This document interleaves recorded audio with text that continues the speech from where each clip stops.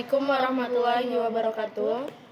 Baik, di sini saya Serena Fiandriani dengan NIM 2311057. Saya Nabila Isnaini dengan NIM 231001054. Nah, di video ini kita akan membahas materi pertama dari seri OpenCV, yaitu dasar input dan output citra digital menggunakan Python dan OpenCV. Kita akan mempelajari apa itu citra digital, bagaimana cara membaca gambar, akses channel warnanya, menampilkan di layar, simpan, sampai membaca video dari file maupun langsung dari webcam. Nah, selanjutnya kita langsung ke sini, bagaimana cara membaca dan menampilkan gambar. Sebelum masuk untuk membaca dan menampilkan gambar, terlebih dahulu kita harus mengimport library-nya. Nah, dua baris pertama ini adalah import library yang kita butuhkan. Import CV2 ini adalah OpenCV. Namanya dia CV2 bukan OpenCV karena dulunya ada versi pertama yang namanya OpenCV, yang namanya CV. Dan waktu dirombak total di versi kedua namanya diubah menjadi CV2. Dan nama itu tetap dipakai sampai sekarang meski versinya sudah 4. Yang kedua ada import NumPy SNP. Nah, NumPy ini adalah library untuk komputasi matriks dan array di Python. Alasan kita mengimport ini adalah karena gambar di OpenCV itu disimpan sebagai NumPy array. Jadi, operasi apapun yang bisa dilakukan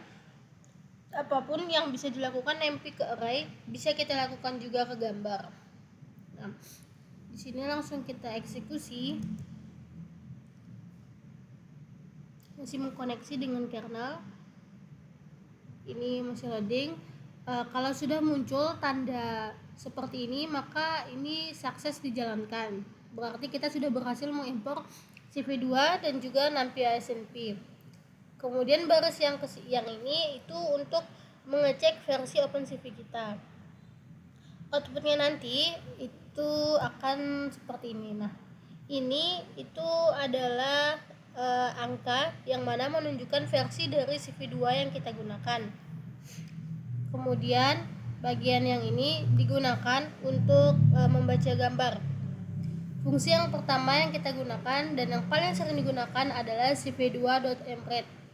Ini itu digunakan untuk membaca file yang mana filenya berada di dalam tanda kurung dan tanda petik yang berada di samping fungsi tersebut. Di sini kita memberi perintah untuk membaca file yang namanya lena.jpg. Saat di enter atau dijalankan, dia akan muncul tanda sukses. Ini digunakan untuk mengecek tipe image. Nah, yang tadi kita baca itu tersimpan di dalam variabel image img. Ketika kita mengecek apa tipe dari file variabel img tadi, maka yang muncul adalah numpy array. Ini adalah tipe daripada variabel img yang telah kita masukkan lena.jpg tadi. Selanjutnya itu ini untuk mengetahui shape atau bentuk daripada gambarnya. Ini fungsi di dalam OpenCV. Nah, yang muncul ada tiga angka. Angka pertama itu menjelaskan tentang height, yang kedua width, dan yang ketiga ini seberapa banyak lapisan atau channelnya. Jadi untuk tingginya kita ketahui 344 pixel, kemudian lebarnya 354 pixel, dan ada 3 channel warna. Di dalam gambar sendiri, di dalam citra itu modelnya seperti ini. Ada 3 channel, ada red, green, dan blue. Bedanya dengan warna yang biasanya kan BGR. Tapi kalau di sini itu sebutnya RGB. Kalau di tempat biasa itu RGB, kalau di OpenCV itu BGR, blue, green, red. Nah, kalau ini dia itu untuk akses channel warna. Kalau tadi kan ada ada tiga lapis. Nah, di sini kita bisa kayak mengakses channel warna yang mana yang kita mau. Nah, kalau ini kita mengakses warna biru, kemudian warna hijau dan warna merah. Selanjutnya itu kita akan mencoba untuk menampilkan gambar. Jadi fungsi yang kita gunakan adalah fungsi cv2.imshow. Nah, ini digunakan untuk membuka jendela dan menampilkan gambar. Ini adalah titel yang akan muncul saat kita running atau menjalankan fungsi semua baris ini. Saat dijalankan maka yang muncul adalah gambar Lena, namun dengan nama jendela my app karena Lena.jpg ini kan tersimpan di variabel img. Namun kan kita membuka dia dengan catatan jendelanya itu kita ubah namanya menjadi my app. Kemudian ini digunakan untuk menyimpan gambar. cv2.imroid ini digunakan untuk menyimpan gambar ke disk. Parameter pertama itu adalah nama file output beserta ekstensinya. Ekstensi yang kita tulis di sini menentukan format penyimpanannya. Pakai .jpeg untuk JPG, .png untuk PNG, .bmp untuk bitmap dan sebagainya. Nah, parameter kedua itu adalah variabel gambar yang mau disimpan. Ini. Fungsi ini mengembalikan nilai true kalau berhasil dan false kalau gagal. Jadi kalau kita jalankan, nah kalau yang ditampilkan adalah nilai true berarti kita telah berhasil. Dan di sini di sebelah kiri teman-teman bisa melihat ada file baru yang bernama saved_lena.jpg. Berarti kita berhasil untuk menjalankan fungsi save image. Selanjutnya akan dijelaskan oleh rekan saya.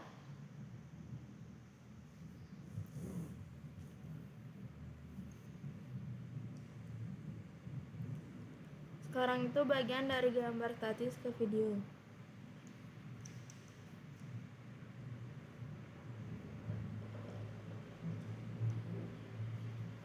Konsep sebenarnya sederhana. Video itu cuma kumpulan gambar yang ditampilkan berurutan dengan cepat.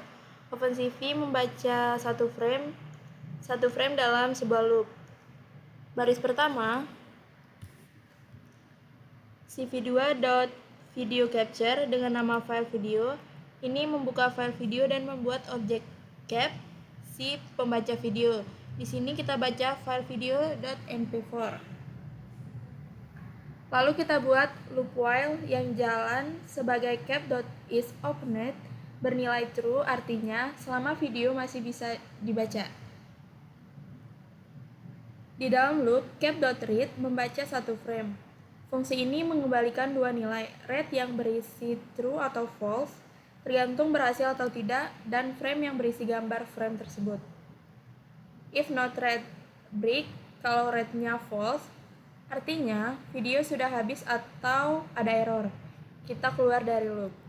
cv2.imshow menampilkan frame tersebut di jendela. .cv2.waitk25 nunggu 25 milidetik per frame. Ini setara sekitar 40 frame per detik. Cukup smooth untuk video normal, dan kalau tombol key ditekan, kita keluar dari loop. Setelah loop selesai, cap.release itu wajib dipanggil untuk melepas research video dari memori. Ini seperti nutup file setelah dibaca. Untuk notnya sendiri, oke, ini untuk videonya.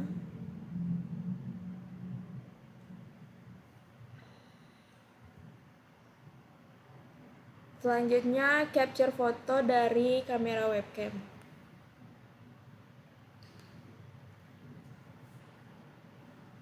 Ini untuk kodenya.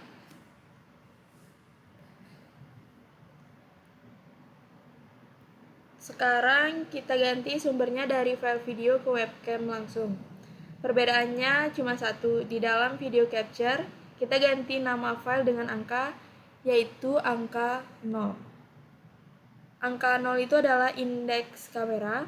Angka 0 berarti kamera pertama yang terdeteksi. Biasanya webcam bawaan laptop. Kalau punya dua kamera, kamera kedua pakai angka 1 dan seterusnya. Di kode ini kita tidak bikin loop. Kita cukup ambil satu frame saja dengan cap.read, lalu langsung simpan ke file myphoto.jpg. Jadi ini kayak fungsi ambil foto sekali jepret. Kita juga ada pengecekan if read, artinya kalau berhasil baca frame baru kita simpan. Kalau gagal, misalnya kamera tidak terdeteksi, kita print pesan error. Ini contoh kode yang robust punya penanganan error.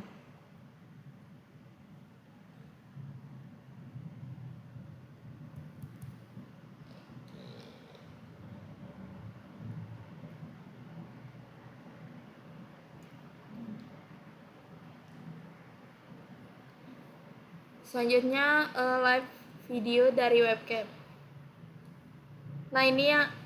Sekarang live video dari webcam. Kodenya hampir identis dengan baca video dari file tadi. Satu-satunya perbedaan itu di video capture 0 pakai angka, bukan nama file.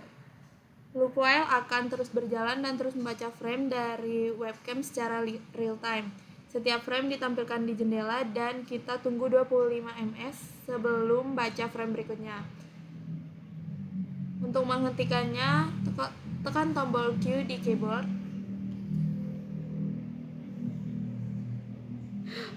Ini mengkonversi karakter Q ke nilai ASCII yang dicocokkan dengan output cv2.waitk.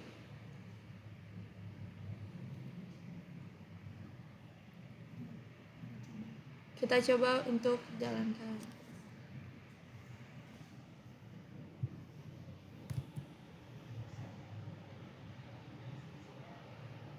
Oke, 5. Kalau tekan tombol key maka dia akan berhenti. Oke. Dan filenya akan tersimpan di sini. Selanjutnya ini kita sudah membahas semua materi di notebook pertama. Kita akan lanjut ke notebook kedua.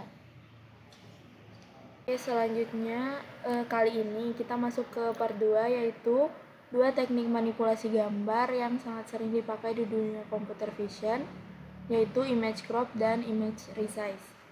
Crop ini untuk mengambil bagian tertentu dari gambar, seperti kita crop foto di HP, sedangkan resize itu untuk mengubah ukuran gambar jadi lebih besar atau lebih kecil.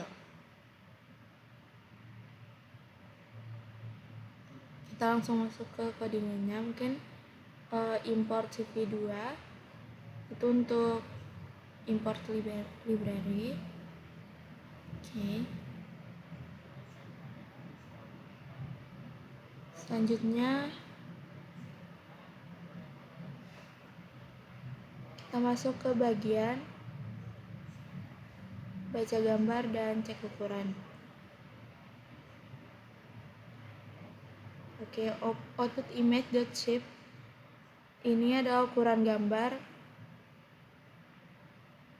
Ini artinya 344 ini untuk tinggi pixel, lebarnya 354, dan 3 itu 3 channel warna BGR.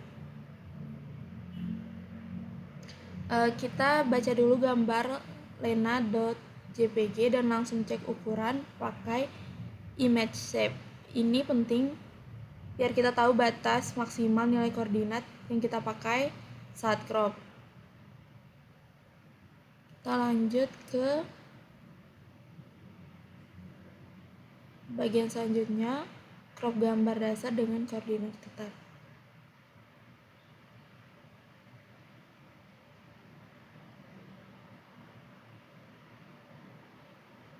Oke, ini adalah crop paling dasar menggunakan koordinat pixel langsung. Image 0 0:250, dan 0:250 itu artinya ambil dari baris ke 0 sampai baris ke 249 dan dari kolom ke 0 sampai kolom ke 249. Hasilnya adalah kotak 250 kali 250 pixel di pojok kiri atas gambar. Kenapa 0 sampai 249? Karena Python itu zero indexed dan slice n-nya eksklusif. Jadi 0:250 itu mengambil indeks 0,1,2 sampai 249 dengan total 250 elemen.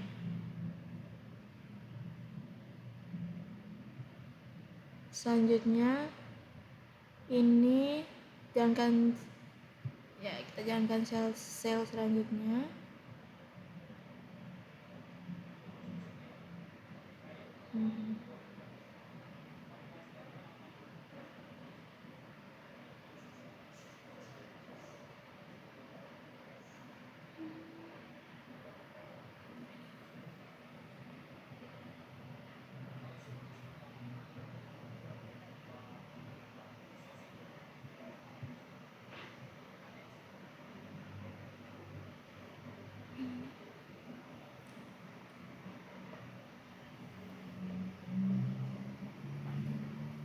Sekarang muncul dua jendela. Yang pertama gambar original, yaitu full.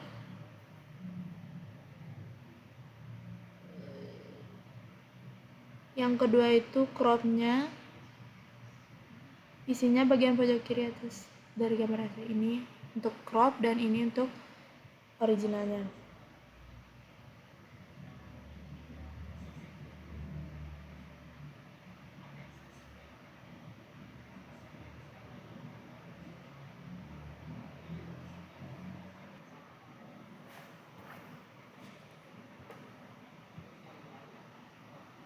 Baik, selanjutnya kita masuk ke crop dengan margin negatif 50 pixel dari tepi. Nah, ini adalah teknik crop yang lebih cukup simple, yaitu menggunakan nilai negatif untuk slicing nampi. Nah, ini artinya kita mulai dari baris ke 50 sampai 50 baris sebelum akhir. Kemudian mulai dari kolom ke 50 sampai dengan 50 kolom sebelum akhir.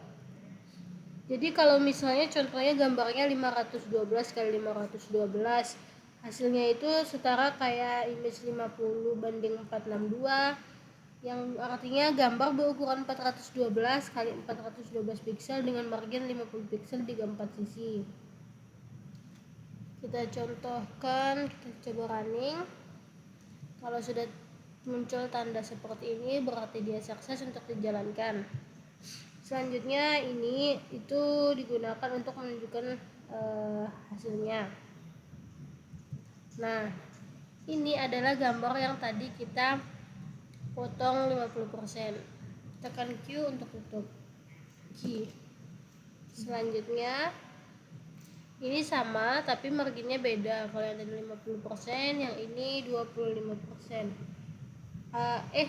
Kalau yang ini itu dia crop berbasis persentase ukuran gambar. Nah, ini adalah teknik crop yang bisa dibilang powerful. Terus dia itu paling sering dipakai di dunia nyata karena crop berbasis persentase. Caranya kita ambil dulu ukuran gambar dengan img.shape. Yang ini kita mengambil ukurannya ya. Kemudian kalkulasi koordinat cropnya berdasarkan persentase dari ukuran tersebut. Dari kode ini X1 dimulai dari 20% lembar gambar, X2 dimulai sampai dengan 70% lebar gambar, dan Y1 dari 20% tinggi, serta Y2 dimulai sampai dengan 70% tinggi. Jadi kita mengambil area tengah gambar sebesar 50% kali 50% dari ukuran aslinya. Kita pakai int karena perkalian hasil float dengan integer menghasilkan float, sedangkan slicing array dia itu membutuhkan nilai integer, makanya kita pakai int yang diikuti buka kurung dan tutup kurung dengan nilai di dalamnya. Ini kita coba, berarti sudah sukses dijalankan, dan ini kita minta untuk menampilkan, maka hasilnya seperti ini. Kemudian kita masuk ke image resize. Nah, resize itu adalah operasi mengubah ukuran gambar, bisa diperkecil, bisa juga diperbesar. Di computer vision ini sering dilakukan karena model deep learning itu biasanya punya input size yang fixed. Misalnya YOLO, dia itu butuh input 640 kali 640 pixel. Kalau gambar kita ukurannya berbeda, harus di resize dulu sebelum dimasukkan ke model. Nah, OpenCV ini menyediakan fungsi cv2.resize dengan beberapa cara penggunaan. Jadi yang pertama, kita fungsi dasarnya dulu. Fungsi dasar resize di OpenCV itu dia cv2.resize, dibuka dengan img, diikuti dengan lebar baru dan juga tinggi baru. Jadi parameter pertama adalah gambar yang mau resize. Kemudian parameter kedua adalah tuple ukuran baru dalam format lebar underscore baru, tinggi underscore baru. Sebagai catatan penting, di cv2.resize urutan parameternya itu lebar tinggi alias WH, bukan kebalikannya. Jadi ini adalah kebalikan dari img.shape yang urutannya tinggi lebar atau height weight. Ini jadi jebakan klasik sih yang sering bikin ngebug. Jadi harus selalu ingat, kalau di shape itu HW, sementara kalau di resize itu WH. Kalau dijalankan seperti ini. Nah, selanjutnya ada resize ke ukuran tetap. Kita langsung nentuin aja ukuran output yang kita inginkan. Nah, di sini kan kita resize gambar itu jadi yang tadi 140. Kita membaca ulang gambar Leonardo JPEG-nya. Nah, yang ini tuh resize dengan rasio atau hitung manual. Nah, program ini kita akan meminta inputan dari user.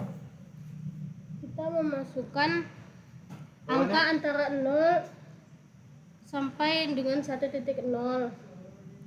Misalnya masukkan 0,5, artinya gambar akan diperkecil jadi 50% dari ukuran aslinya. Cara kerjanya sendiri, kita mengambil ukuran asli gambar dengan img.shape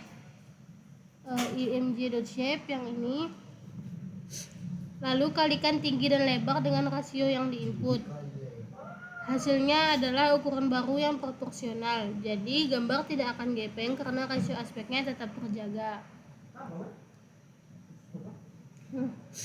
Kita coba untuk mendemo.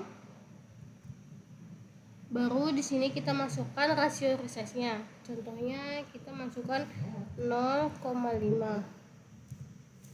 Nah, maka hasilnya akan seperti ini. Namanya sendiri, jendelanya akan bernama R yang berarti resize. Ini sesuai dengan yang kita input. Nah, jadi sudah berhasil. Selanjutnya adalah resize dengan menggunakan parameter fx dan juga fy. Cara ini adalah cara yang paling bersih dan direkomendasikan untuk resize berbasis rasio menggunakan parameter fx dan juga parameter fy. Nah, kalau kita perhatikan ukuran outputnya itu diset ke 0. Ini bukan karena error, tapi ini cara kita ngomong ke OpenCV biar jangan pakai ukuran fixed. Jadi kita menggunakan faktor skala yang kita berikan di fx dan fy-nya. Jadi kita menyesuaikan dengan inputan dari usernya sendiri. Nah, fx ini adalah faktor skala untuk sumbu x atau lebar, sedangkan fy-nya sendiri itu adalah faktor skala untuk sumbu y atau tinggi. Kalau keduanya sama, maka gambar yang di resize itu akan hasilnya proporsional. Bedanya dengan cara sebelumnya, kita tidak perlu lagi ngehitung manual width-nya dan manual height yang baru. Tidak perlu img.shape, tidak perlu integer juga, dan tidak perlu kalkulasi. Cukup kita tulis fx sama dengan rasionya berapa, fy sama dengan rasionya berapa. Nah, nanti OpenCV-nya sendiri yang akan menghitung sendiri. Kalau mau efek unik, biasanya itu fx dan fy-nya bisa dibuat berbeda. Misalnya untuk fx-nya kita input 0,5, fy-nya kita input 1.0. Ini akan mempersempit gambar secara horizontal tanpa mengubah tingginya. Tapi kalau buat resize normal, biasanya fx dan fy itu dibuat sama. Kita coba mendemokan, inputkan nilainya, fx-nya itu 0,5, kemudian hasilnya akan seperti ini. Kalau ini resize live dari video kamera. Nah, ini kita menggabungkan resize dengan live video dari webcam. Ini juga jadi kesempatan bagus untuk review kode loop video yang sudah kita pelajari dari notebook yang sebelumnya, notebook 1.1. Di baris pertama itu ada rasio sama dengan 0,5. Ini artinya semua frame dari webcam akan di-resize menjadi 50% ukuran aslinya. Sementara di baris yang ini, yang cap, itu dia membuka webcam seperti yang sudah kita pelajari tadi. Kita memasukkan angka 0 karena biasanya kan laptop dia pakai satu kamera, jadi ya kita masukkan angka 0. Kalau misalnya dua kamera berarti dia pakai kita tulisnya itu 1, 0, 1 dan 2, tidak dimulai dari 1 namun dimulai dari 0. Di sini di bagian loopnya sendiri ada cap rate. Cap is opened, itu dia mengambil satu frame dari webcam lalu di resize dengan cv2.resize pakai fx dan fy sama dengan rasio yang kita sudah set ke 0,5 tadi. Nah, nanti kalau misalnya kita demo, dia akan nampilin dua jendela.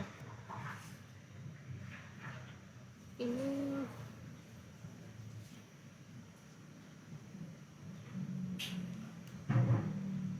nah, itu tadi karena dia menampilkan dua jendela, tapi karena ketimpa jadi jendela yang satunya tidak terlihat.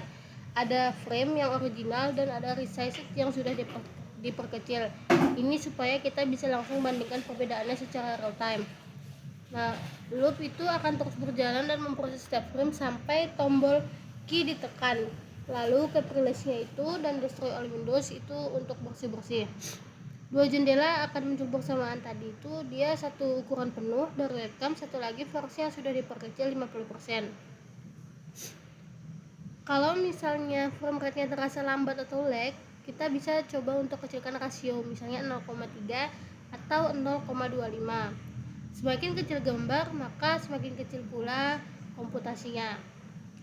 Mungkin ini untuk bagian 1.2 di mana kita belajar image crop. Selanjutnya kita akan lanjut ke notebook yang 1.3 yang drawing tool.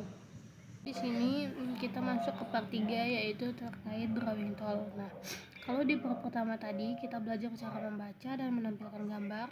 Part 2 kita belajar crop dan resize. Nah, di part 3 ini kita bakalan belajar cara menggambar langsung di atas gambar. Kita akan gambar garis, kotak, dan juga nulis teks. Nah, seperti biasa kita harus import dulu si visualnya sama NumPy SNP. Kenapa kita di notebook drawing ini harus import NumPy? Karena beberapa operasi drawing, terutama nanti kalau kita gambar polygon, itu kita butuh yang array NumPy untuk menyimpan daftar koordinat titik-titiknya. Jadi kita siapkan aja dari awal, dijalankan sampai didemokan sampai muncul tanda sukses. Nah, di drawing tool sendiri itu ada 6 fungsi drawing yang perlu kita tahu. Yang pertama itu ada cv2.line. Ini itu untuk menggambar garis lurus dari titik A ke titik B. Yang kedua ada cv2.ellipse. Ini untuk menggambar bentuk elips atau oval. Ya mirip-mirip lah sama lingkaran tapi bisa lebih lonjong. Kalau yang ketiga itu cv2.rectangle. Nah, ini tuh menggambar persegi panjang atau kotak. Ini sih yang paling sering kita pakai di object detection sebagai bounding box atau labeling box. Kalau yang keempat ini dia cv2.circle, itu untuk menggambar lingkaran sempurna. Sedangkan yang ini cv2.fillPoly itu untuk menggambar poligon berisi, yaitu bentuk segi banyak yang bisa ditentukan titik-titiknya sendiri, misalnya segitiga, pentagon, atau mungkin bentuk babes lainnya. Yang keenam itu ada cv2.poText, itu untuk menulis teks di atas gambar. Satu hal penting yang berlaku untuk semua fungsi drawing di OpenCV itu, mereka memodifikasi gambar secara langsung alias in place. Jadi ini artinya gambar aslinya itu bakalan ikut berubah. Kalau misalnya kita butuh menjaga gambar original tetap bersih, kita bisa buat dulu salinannya dengan perintah img_copy sama dengan img.copy sebelum mulai menggambar. Nanti di img.copy-nya itu diisi dengan label dari nama filenya sendiri. Nah, di sini ada tertulis sintaksnya, ada 6 parameter. Nah, yang pertama ada img. Nah, IMG sendiri digunakan untuk IMG sendiri itu gambar yang akan kita gambar.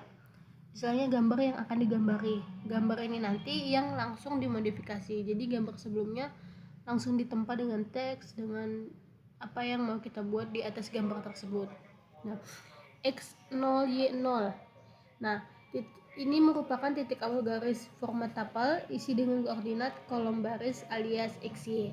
Sementara yang XTYT ini dia merupakan titik akhir garis.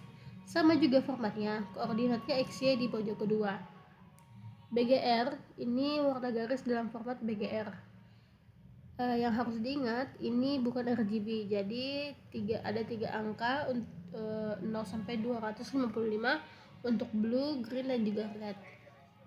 Thickness. Nah, thickness ini sendiri adalah ketebalan garis dalam satuan pixel.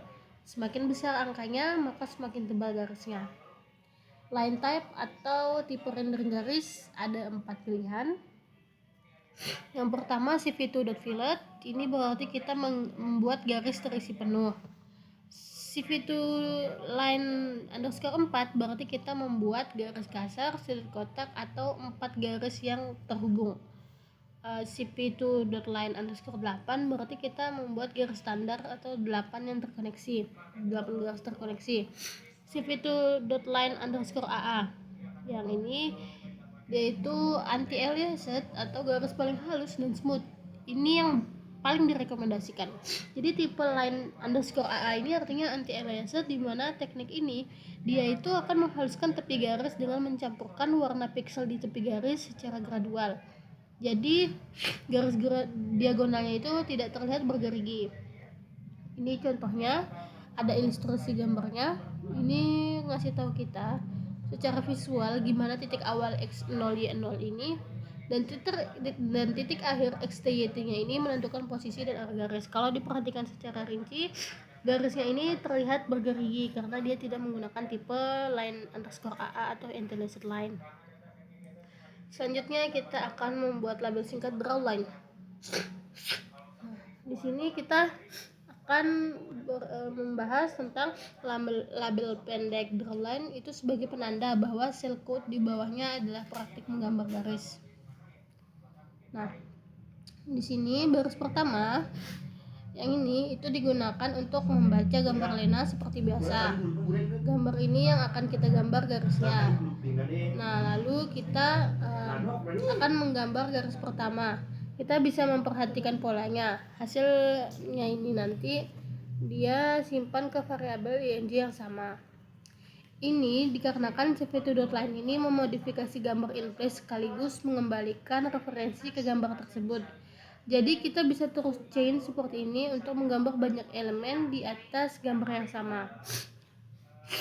Garis pertama titik awalnya 0 sama dan 100 itu artinya x-nya 100 dari kiri dan y0 dari atas. Jadi posisinya itu dekat tepi atas gambar. Titik akhirnya itu 1000 dan 100. X-nya 1000 itu melebihi lebar gambar lensa gambar lena yang mana dia itu 512 pixel, tapi OpenCV tidak akan error. Garis hanya akan terpotong di batas gambar. Warna 0, 0 dan 254 berarti nilai ininya yang red, berarti dia itu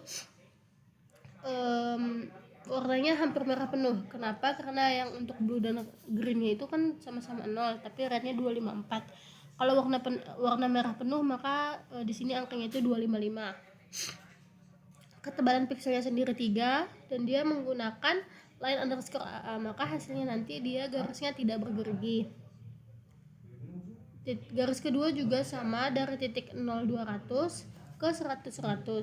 Ini garis pendek diagonal di pojok kiri gambar, warnanya itu 02550 dalam format BGR, berarti nilai G-nya itu 255, maka nanti yang jadi itu warnanya hijau terang.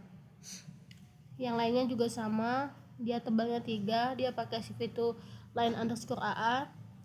Nanti nama jendelanya itu my app dan menampilkan gambar IMG. Kalau kita eksekusi maka hasilnya seperti ini. Bisa kita lihat yang warna merah tidak ada gerigi, yang hijau pun seperti itu karena dia menggunakan fungsi yang sif itu dot line underscore AA.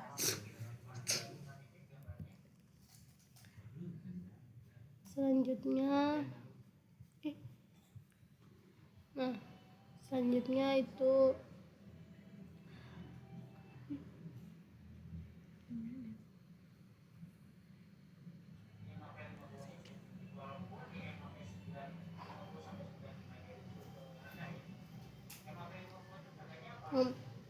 selanjutnya save to dot put text. Dia itu fungsi untuk meletakkan tulisan ke gambar. Jadi di sini ada sintaks lengkapnya. IMG itu seperti biasa, dia gambar yang akan ditulisi dan sama, dia akan dimodifikasi secara langsung. Teks sendiri itu string teks yang ingin ditulis, kita bisa isi dengan teks apapun dalam tanda kutip. Nah, XY ini adalah posisi teks. Sebagai perhatian, ini adalah koordinat pojok kiri bawah teks, bukan pojok kiri atas. Teks ini akan tumbuh ke atas dari titik ini. Font type, dia ini jenis font. OpenCV ini punya 9 pilihan font bawaan.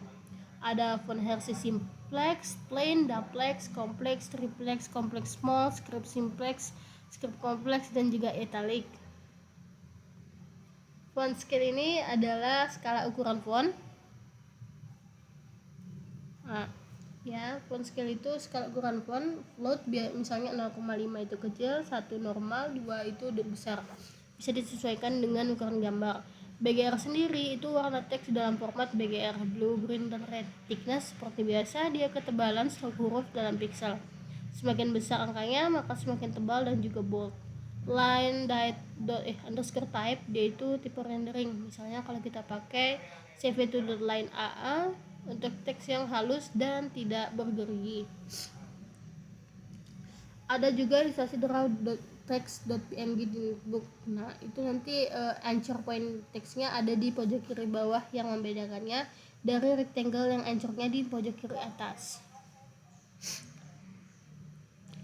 Nah, selanjutnya akan dijelaskan oleh rekan saya.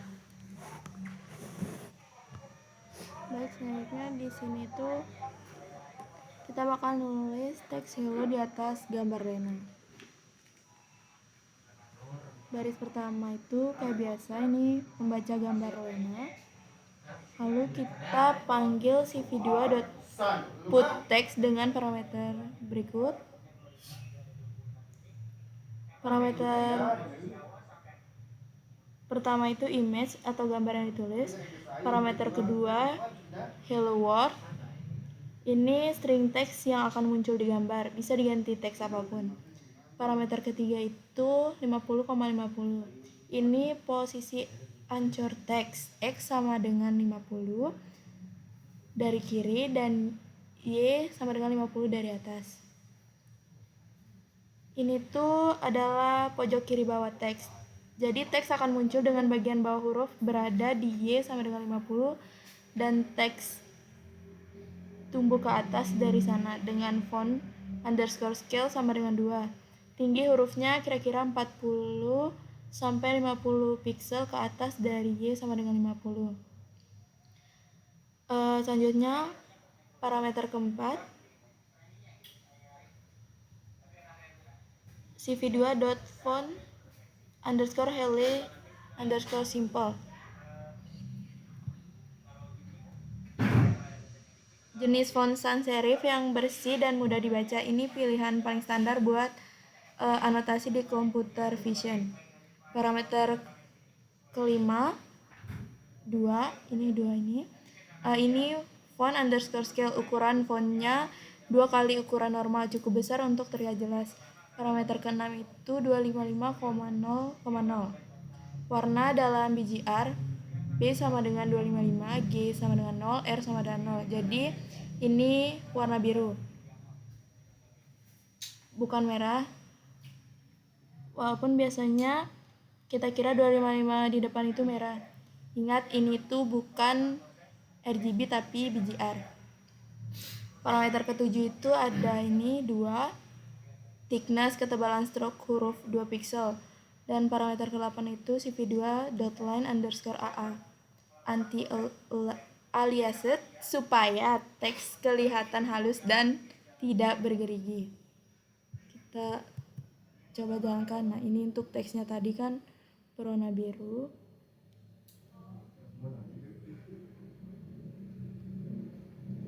Di sini juga ukurannya lumayan besar karena font underscore scale-nya itu dikali 2 tadi ukurannya, atau 2. Oke. Nah, sel maklum terakhir itu isinya menjelaskan tentang fungsi draw_pad yang ada di file atils.py, dan ini adalah hal yang paling penting dari seluruh notebook ini. Di Markdown ini tertulis 3 poin. Yang pertama, kita akan menggunakan fungsi drawpad yang ada di dalam file atils.py untuk menyederhanakan implementasi. Yang kedua, cara importnya adalah dengan menulis import atils. Ini mengimport seluruh isi file atils.py sebagai modul. Yang ketiga, setelah diimport, kita akses fungsinya dengan atils draw_pad.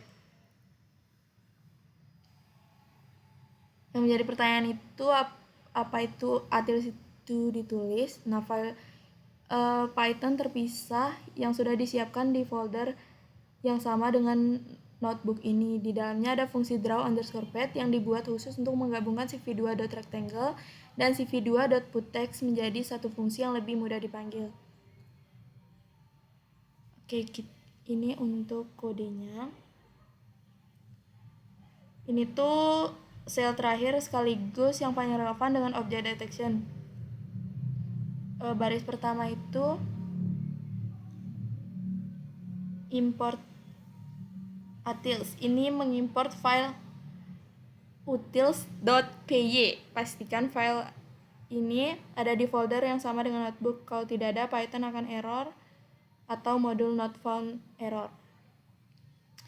Baris kedua itu yang IMRET ini itu seperti biasa untuk membaca gambar. Lalu kita panggil atils.draw-nya itu dengan parameter 6. Parameter pertama, image atau gambar yang akan digambari. Parameter kedua, name atau lena JPG. Ini string label yang akan ditampilkan di atas kotak di objek detection nyata. Ini biasanya berisi nama kelas dan confidence score. Misalnya version 0,98 atau car 0,85. Parameter ketiga dan keempat, 50 dan 50. Ini koordinat x0 dan y0, yaitu pojok kiri atas kotak. Jadi kotak dimulai dari titik 50,50. Parameter kelima dan keenam, 300 dan 300. Ini koordinat x1 dan y1, yaitu pojok kanan bawah kotak. Jadi kotak berakhir di titik 300,300. Ukuran kotaknya 250 x 250 pixel. Hasilnya kita simpan ke variabel image, persis seperti pola yang sudah kita pakai sebelumnya. Oke, kita jalankan. Ini untuk tampilan codingan ini. Oke, jadi kita tuh udah selesai bahas sel di notebook 1.3 ini. Mungkin kita rekap dikit ya untuk materi yang terakhir ini. Jadi di sel 1 itu import CV2 dan NumPy, sel 2 itu overview 6 fungsi drawing, sel 3 sampai 5 CV2.line, gambar garis dengan titik awal, titik akhir, warna BGR dan ketebalan. Sel 6 sampai 8 itu CV2.rectangle, gambar kotak dengan 2 titik pojok dan teknik penting thickness sama dengan -1 untuk mode field. Sel 9 sampai 11 CV2.putText, tulis teks dengan pilihan font, skala, warna dan posisi ancur di kiri bawah. Dan terakhir sel 12 sampai 13 itu draw_pad dari atils.py yang menggabungkan semuanya jadi satu fungsi siap pakai. Mungkin itu aja dari file 1.3-nya. Sekaligus yang terakhir, terima kasih. Assalamualaikum warahmatullahi wabarakatuh.